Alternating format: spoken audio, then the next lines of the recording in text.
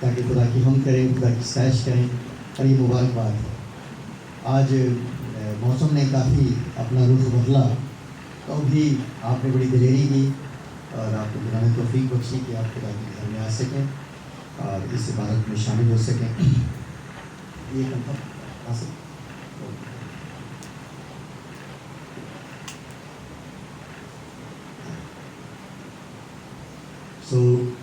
ہم اپنے خدا کی باتوں کو سنیں گے اور دیکھیں گے کہ کتاب مقدس میں آج ہمارے لیے کیا رہنمائی ہے۔ ہمارے ساتھ نکالیے یرمیہ کی معرفت لکھی گئی کتاب اور اس کا 8واں باب، یرمیہ 8واں باب۔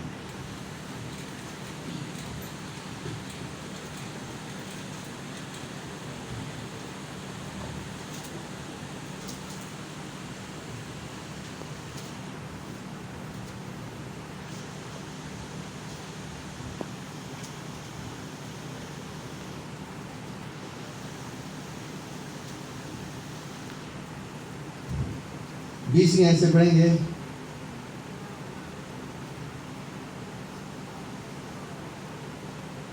لکھا ہے، بلکہ یہ ہم 18ویں آیت سے پڑھتے ہیں۔ یرمیہ اپنے لوگوں کے لیے نوحہ کرتا ہے، غم کرتا ہے۔ وہ لوگ جو خدا کے لوگ ہیں، وہ لوگ جو خدا کی قوم اور امت کہلاتے ہیں، ان پر وہ نوحہ کرتا ہے، غم کرتا ہے۔ کس بات کا؟ آئیے ہم دیکھتے ہیں یرمیہ کی کتاب اس کے 8ویں باب کی 18ویں آیت سے پڑھنا شروع کرتے ہیں۔ یہاں لکھا ہے، کاش کہ میں غم سے تسلی پاتا، میرا دل مجھ میں سست ہو گیا۔ دیکھ، میری بنت قوم کے نالہ کی آواز دور کے ملک سے آتی ہے۔ کیا خداوند سیون میں نہیں؟ کیا اس کا بادشاہ اس میں نہیں؟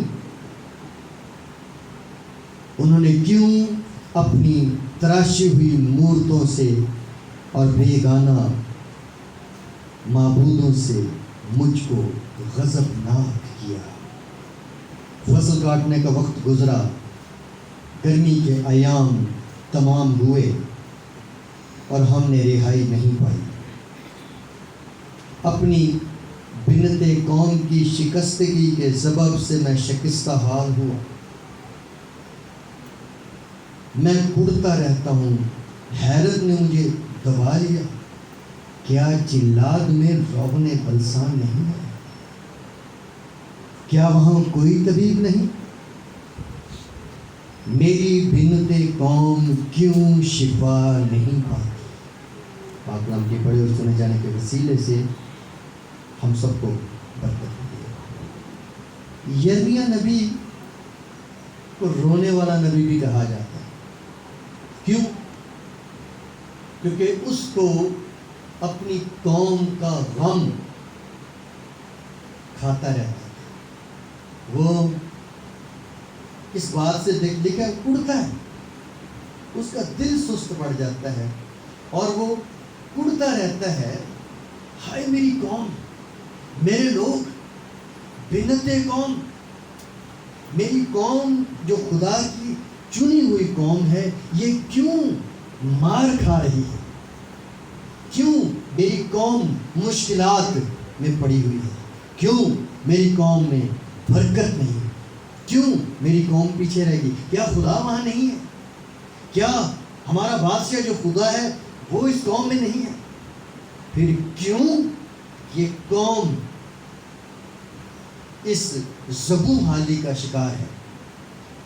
اور پھر وجہ بتائی گئی ہے کہ قوم نے خدا کی راہوں پر چلنا چھوڑ دیا۔ قوم کو خدا کی راہوں پر چلنا بھول گیا تھا، اور جب ایسا ہوتا ہے تو پھر بہت مصیبت آتی ہے۔ خدا ان لوگوں کو سزا دیتا ہے جو خدا کے ساتھ چلنا بھول جاتے ہیں۔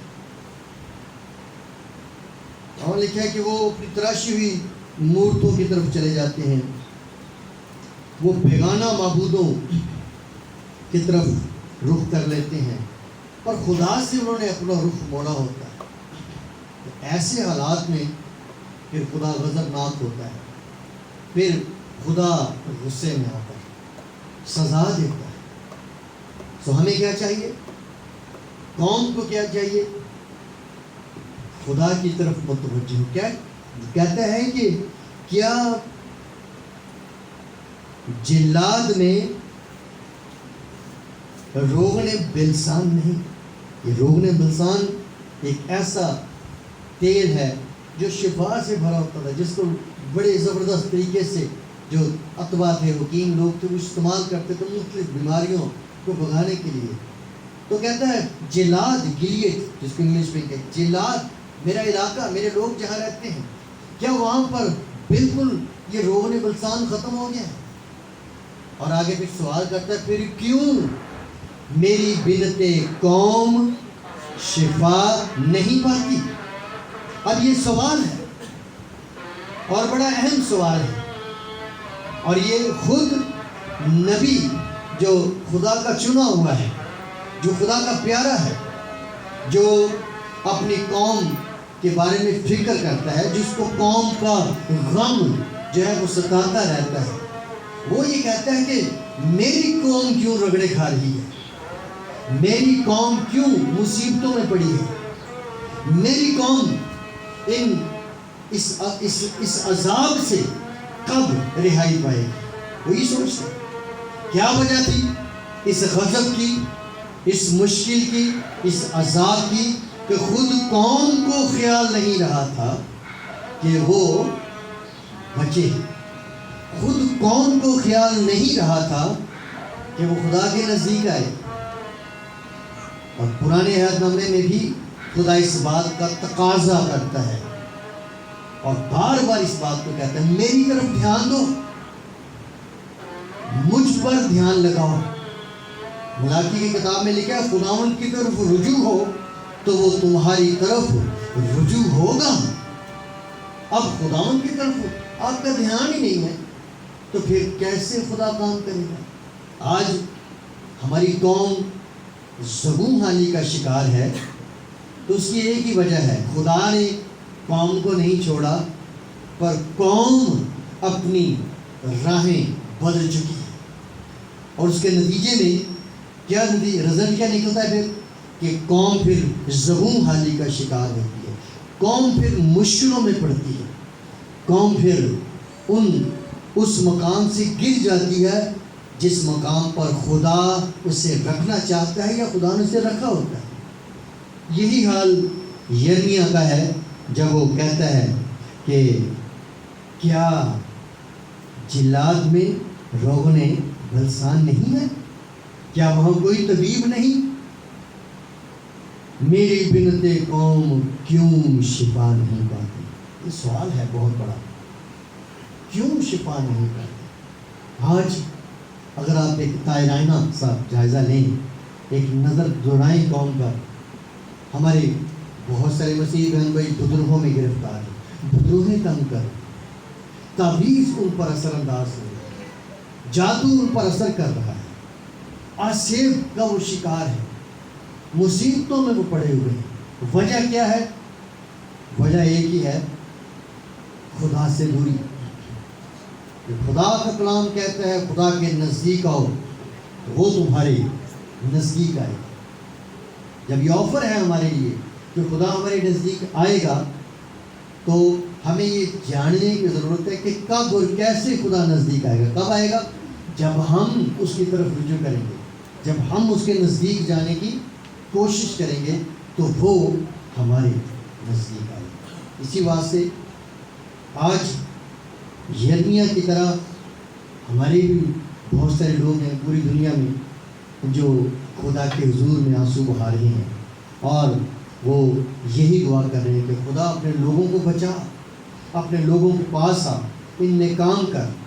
لیکن 9ویں باب کی شروع کی آیت میں دیکھتے ہیں وہ اپنے اس ماتم کو جاری رکھے ہوئے ہے۔